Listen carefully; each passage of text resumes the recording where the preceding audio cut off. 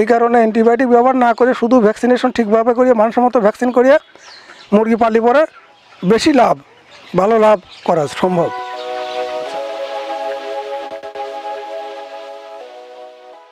সম্মানিত ভিউয়ার্স, আসসালামু আলাইকুম।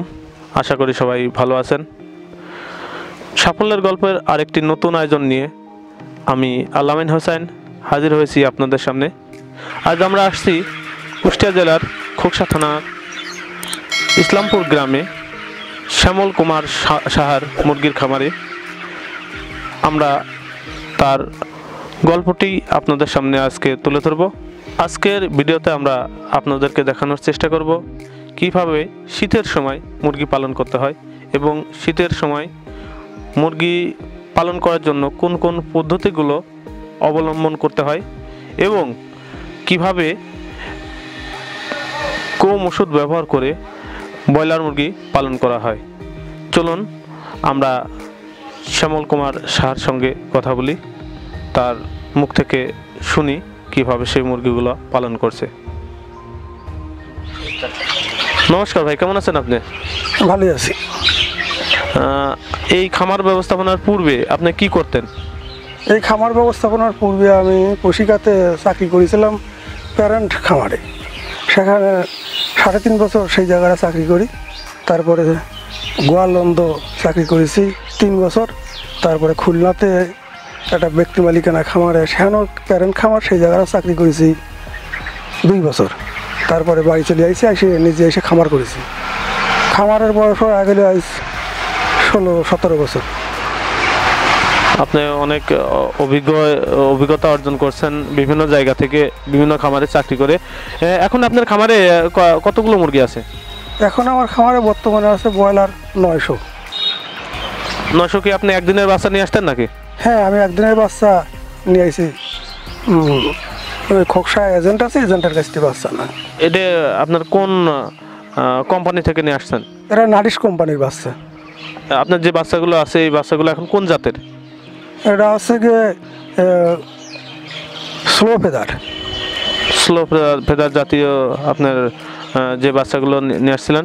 আসলে ভাই, আপনি আরও জানতে চাচ্ছি যে শীত সিজনে মানে কোন কোন পদ্ধতিগুলো অবলম্বন করলে ব্রয়লার মুরগিগুলো ভালো থাকে? শীত সিজনে মোটামুটি সাধারণত মুরগি পালা হয় 3টে সিস্টেমে। একটা হচ্ছে ফ্লোর সিস্টেম, একটা মাছা, একটা খাঁচা। ব্রয়লার মুরগির জন্য ফ্লোর অথবা মাছায় সাধারণত পালা হয়, কিন্তু এই শীত সিজনে মাছার থেকে ফ্লোরেই ভালো, কারণ তুষ ব্যবহার করা লাগে। আবার যদি মাছায়ও যদি মুরগি থাকে তো অর্ধেক দেখা গেল রাত্রি বেশি শীত পড়ে, অর্ধেক হচ্ছে গিয়ে কোনো কিছু বিছিয়ে দিয়ে তার উপরে তুষ দিতে হবে।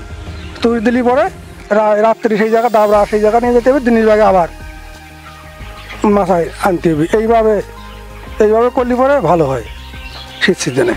এই যে দেখতে পাচ্ছি আপনার খামারের চারপাশে ঘিরে রাখছেন, এইগুলো কেন করছেন? এইগুলো সাধারণত শীত থেকে মুরগি যাতে সুরক্ষিত থাকে সেই জন্য এইগুলো ঘেরা আছে। হ্যাঁ, একটু বয়স হয়ে গেলে পরে আছে গিয়ে দিনের ভাগে পর্দা উঠে দেওয়া লাগে, রাত্রি আবার পর্দা নাবা দেওয়া লাগে। নাবা দিলে ভালো হয়, যাতে শীত না লাগে মুরগির। শীত লাগলে পরে গোসায় পাইলিং হয়ে মুরগি মারা যাওয়ার পরে বিভিন্ন রকম প্রকার রোগের আক্রমণ হওয়ার পরে শীতজনিত ঠান্ডাজনিত রোগ, এইগুলোর জন্য। এখন এইটা যদি আপনি 24 ঘন্টা রাখেন, 24 ঘন্টা যদি আটকায় রাখেন, কোনো সমস্যা কি হতে পারে? হ্যাঁ, 24 ঘন্টা আটকে রাখা যাবে না, কারণ অ্যামোনিয়া গ্যাসের তৈরি হয়, গ্যাস থেকে মুরগি ঠান্ডা লাগে এবং অন্যান্য বিভিন্ন প্রকার রোগে যায়। এই জন্যই 24 ঘন্টা আটকে রাখা যাবে না। অবশ্যই এই জায়গা থেকে আপনার এই গ্যাস বাই করার জন্যে বা ওর ক্লিন বাতাস মুরগির পাওয়ার জন্যে দিনের ভাগে পর্দা উঠে দিতে হবে।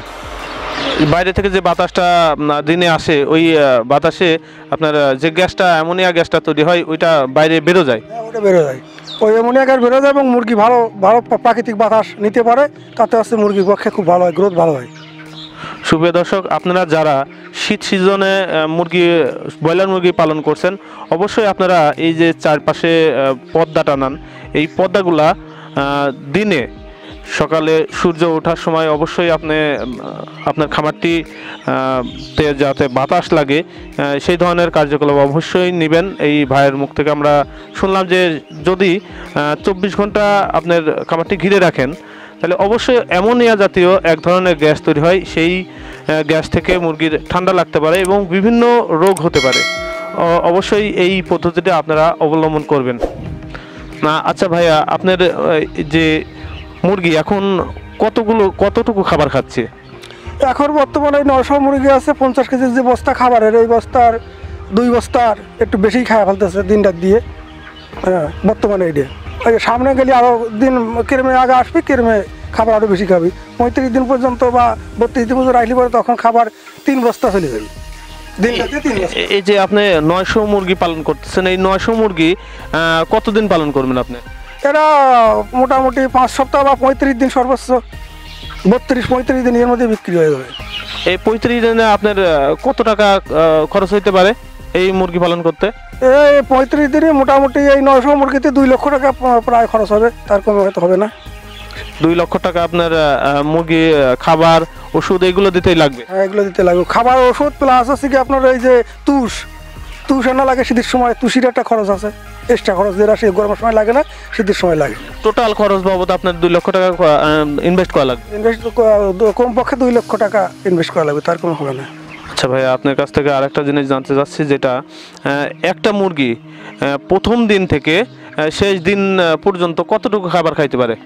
এটা মোটামুটি 3 কেজি, ধরেন 3 কেজি খাবে। আপনার যদি 35 দিন বিক্রি না হয়, সেক্ষেত্রে যদি আপনি 38 দিন বা 40 দিন পর্যন্ত রাখার আগে হয়তো বাজার ডিফল্টের কারণে, বাজার কমে যাওয়ার কারণে, তাহলে পরে আপনার খাবার 3 কেজিতে বেশি খাবে, মোটামুটি 3 কেজি খাবার খাবে।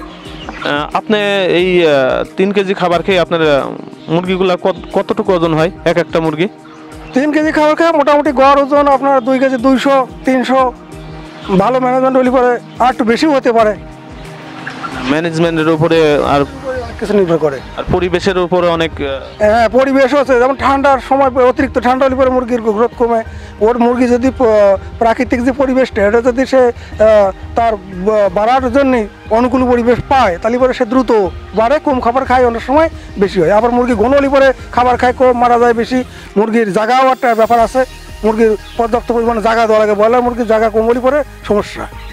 আচ্ছা, আপনি এই প্রাকৃতিক কোনো কিছু পদ্ধতি অবলম্বন করেন কিনা? হ্যাঁ, আমি মূলত এই যে সব ওষুধ প্রষুধ বিভিন্ন খামারে বিভিন্ন মানুষ ব্যবহার করে, আমি সাধারণত এতে বিশ্বাসী না। আমি দীর্ঘদিন মুরগির সাথে জড়িত। এখানে এই সমস্ত অ্যান্টিবায়োটিক ব্যবহার না করাই ভালো। যদি আপনার ম্যানেজমেন্ট উন্নয়ন করিয়ে, বা আপনার এই স্প্রে, তারপরে ভ্যাকসিন, বিভিন্ন ভ্যাকসিন আছে, যেমন আছে রানীক্ষেত ভ্যাকসিন, গাম্বরো ভ্যাকসিন, এই ভ্যাকসিনগুলো আপনার হচ্ছে কি সঠিকভাবে দিতে হবে, সঠিকভাবে এবং মানসম্পন্ন ভ্যাকসিন সঠিকভাবে দিতে হবে। তারপরে হচ্ছে গিয়ে এইবার আপনার এই অন্যান্য ওষুধ ব্যবহার না করাই ভালো। যদি ম্যানেজমেন্ট ভালো হয়, ওষুধ সাধারণত লাগে না, ওষুধ সাধারণত খুবই কম লাগে। আমার তো প্রথমে আমি যখন নতুন খামার করি, তখন 3 বছর আমি কোনো ওষুধই ব্যবহার করি, শুধু ভ্যাকসিন ছাড়া, শুধু ভ্যাকসিন ব্যবহার করেছি। অন্য কোনো অ্যান্টিবায়োটিক বা কোনো ভিটামিন বা কোনো বিভিন্ন কোম্পানির যে বিভিন্ন সব অ্যাডভার্টাইজ দেয়, এই সমস্তগুলো আমি ব্যবহার করি নি। যার কারণে আমার ডিলার বলতো যে আপনি ওষুধ নেন না মুরগি বলেন, কলম আমার এই সমস্ত বিষয়ে জানা আছে। আচ্ছা, আপনি এই যে ভ্যাকসিনেশনটা করেন, আপনার পদ্ধতিটা আমরা একটু জানতে চাচ্ছি। আমার পদ্ধতি এটা সবারই পদ্ধতি।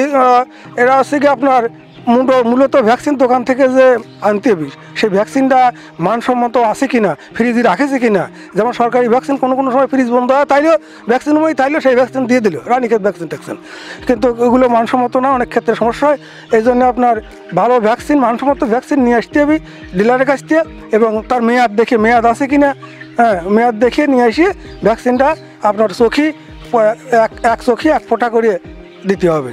এটা হচ্ছে গিয়ে 3 থেকে 5 দিনের মধ্যে প্রথম ডোজ রানীক্ষেত, তারপরে 10-11 এর মধ্যে হচ্ছে গিয়ে আপনার গাম্বরো, 17-18 এর মধ্যে হচ্ছে গিয়ে আবার গাম্বরো, আবার 25-26 এর মধ্যে রানীক্ষেত।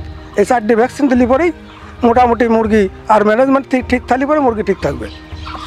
সুপ্রিয় দর্শক, অবশ্যই আপনারা যে ভ্যাকসিনেশনটা করবেন, এটা দোকানে সুরক্ষিত আছে কিনা, এবং দোকান থেকে নিয়ে আসার সময় অবশ্যই আপনারা এটা সুরক্ষিতভাবে নিয়ে আসবেন, আর দেখবেন যে এই ভ্যাকসিনটার মেয়াদকাল ঠিক আছে কিনা। অবশ্যই আপনি লাভবান হইতে পারেন এই পদ্ধতিগুলো অবলম্বন করলে। ভাই, আপনার মূল্যবান সময় দেওয়ার জন্য আপনাকে অশেষ ধন্যবাদ। আপনাকেও ধন্যবাদ, আপনারা খামারে কষ্ট করে আসছেন।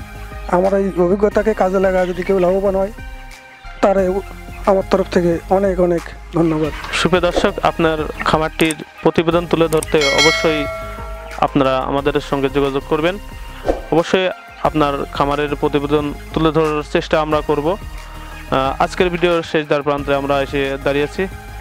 আগামী কোনো একটি ভিডিওতে অবশ্যই দেখা হবে। ততক্ষণে সুস্থ থাকবেন, ভালো থাকবেন। খোদা হাফেজ।